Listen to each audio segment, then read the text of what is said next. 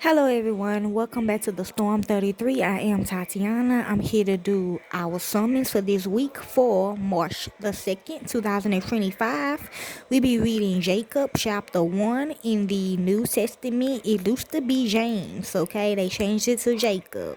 Jacob stands for application of wisdom. And I know I'm always doing chapter 1, but for some reason they always want me to do chapter 1 for some reason. But I swear this time I'm picking another number, okay? So I got 2, 3, and 4 to go, okay? So let's begin. James, a servant of God and of the Lord Jesus Christ, to the 12 tribes scattered among the nations, greetings, trials and temptations. Consider it pure joy, my brothers and sisters, whenever you face trials of many kinds, because you know that the testing of your faith produces perseverance. Let perseverance finish its work so that you may be mature and complete, not lacking anything. If any of you lacks wisdom, you should ask God, who gives generously to all without finding fault, and it will be given to you. Yes, they do. But when you ask, you must believe and not doubt, because the one who doubts is like a wave of the sea, blown and tossed by the wind. That person should not expect to receive anything from the Lord. Such a person is double-minded and unstable in all they do. Believers in humble circumstances ought to take pride in their higher position, but the wicked should take pride in their humiliation, since they will pass away like a wild flower. You ain't lying. For the sun rises with scorching heat and withers the plant. Its blossoms fall, and its beauty is destroyed.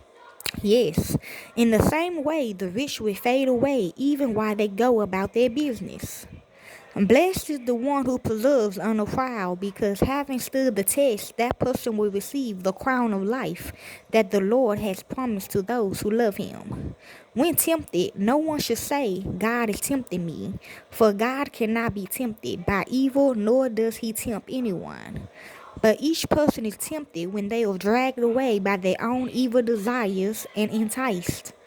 Then after desire has conceived, it gives birth to sin. And sin, when it is full grown, gives birth to death. Don't be deceived, my dear brothers and sisters. Every good and perfect gift is from above, coming down from the Father of the heavenly lights, who does not change like shifting shadows. He chose to give us birth through the word of truth, that we might be a kind of first fruits of all he created. Listening and doing. My dear brothers and sisters, take note of this. Everyone should be quick to listen, slow to speak, and slow to become angry, because human anger does not produce the righteousness that God desires. Therefore, get rid of all moral filth and the evil that is so prevalent, and humbly accept the word planted in you, which can save you. Do not merely listen to the word and so deceive yourselves. Do what it says. Anyone who listens to the word but does not do what it says is like someone who looks at his face in a mirror, and after looking at himself goes away and immediately forgets what he looks like. But whoever looks intently into the perfect law that gives freedom and continue in it, not forgetting what they have heard, but doing it, they will be blessed in what they do.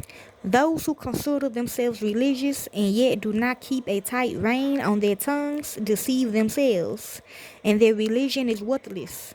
Religion that God our Father accepts as pure and faultless is this: to look after orphans and widows in their distress, and to keep oneself from being polluted by the world.